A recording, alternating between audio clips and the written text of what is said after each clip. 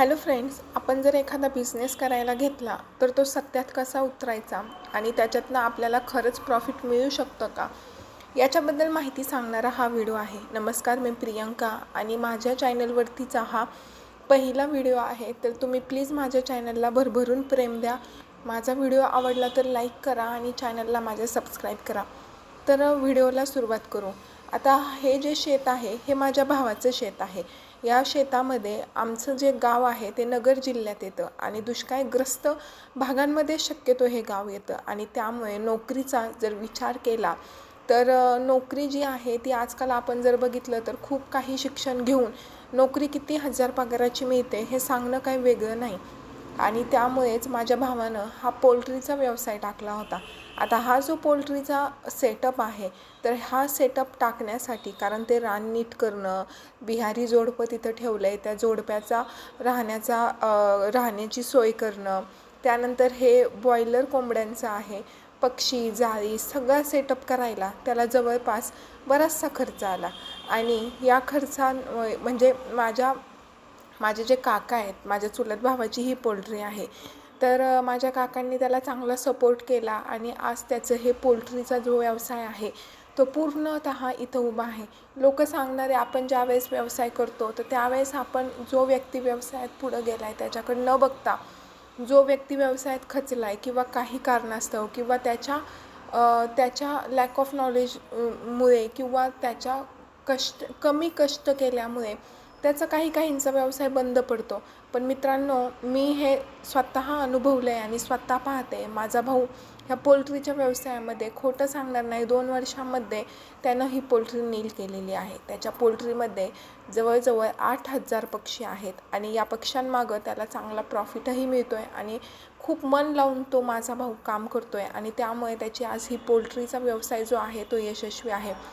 पोल्ट्रीचा व्यवसाय टाकताना आपला जर स्वतःचं माणूस असेल आणि आपण लहान बाळांसारखी त्या पिल्लांची काळजी जर घेणार असो तर 100% हा व्यवसाय तुम्हाला प्रॉफिटमध्ये म्हणजे 1-1.5-2 वर्षामध्ये तुमचे सगळे पैसे नील करून त्यानंतर हा व्यवसाय प्रॉफिटमध्येच आहे. आज ह्या व्यवसायामध्ये त्यानं इतक्या छान पद्धतीने काम केलं आहे की त्याचं जे नवीन ह्या पोल्ट्रीच्या व्यवसायावरती त्यांनी त्याचं नवीन जो दुसरा व्यवसाय होता तो या पोल्ट्रीच्या जीवावरती त्यांनी चालू केला आहे आणि नक्कीच त्याला जे यश आहे ते पोल्ट्रीच्या व्यवसायात मिळालं तसंच यश त्याला दुसऱ्यासुद्धा धंद्यामध्ये मिळेल असंच आहे. तर पोल्ट्रीचा व्यवसाय करताना जास्त काही नाही लागत. पोल्ट्री ही पहा, दिसती आहे का तुम्हाला? पोल्ट्री लांबून ही पोल्ट्री दिसते आहे, अशा पद्धतीची बांधलेली आहे.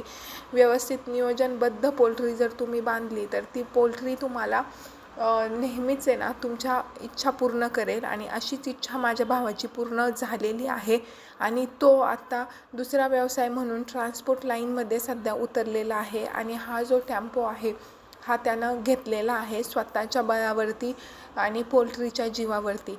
हे पहा, आता तो ट्रान्सपोर्ट लाईनमध्ये पण उतरला आहे आणि त्यांनी हा टेम्पो घेतलेला आहे.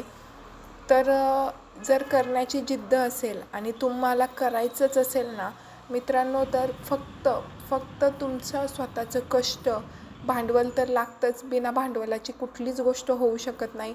परंतु भांडवलापेक्षा सुद्धा मोठी गोष्ट म्हणजे स्वतःचं कष्ट. आणि ग्राउंड लेवलला जर समजा आता माझ्या भावाची जी पोल्ट्री आहे तर तिथं बिहारी हे जोडपं ठेवलं आहे.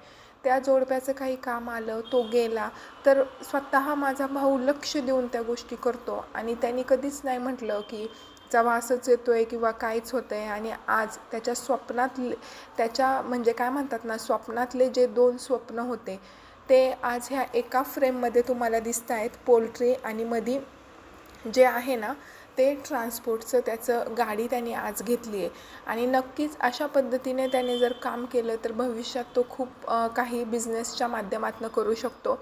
हा व्हिडिओ बनवण्याचं कारण एकच आहे की मराठी माणूससुद्धा डोकं लावलं तर उद्योगधंद्यामध्ये पुढे जाऊ शकतो. फक्त नोकरीमध्ये अडकायचं आणि दुसऱ्याच्या हाताखाली काम करण्यातच कर्तृत्व आहे असं समजणं ही कुठंतरी संकल्पना चुकीची आहे. आणि मेन म्हणजे आपल्या मुलांनी हे समजून घेण्यापेक्षा आपल्या आईवडिलांनी हे समजून घेणं अत्यंत गरजेचं आहे. आज जर आपण बघितलं तर ज्यावेळेस लग्न जमवायचे असतात त्यावेळेस पहिलं विचारलं जातं मुलगा काय करतो.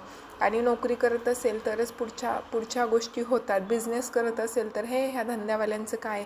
तर ही मानसिकता कुठे जर बदलली तर घराघरातनं उद्योजक बाहेर येईल आणि त्यामुळे आपलं जे काही हे आहे ड्रीम्स आहेत ते पूर्ण व्हायला मदत होईल. तर नक्कीच तुम्हीसुद्धा आपल्या मुलांना सपोर्ट करा धंद्यासाठी, उद्योगधंद्यासाठी.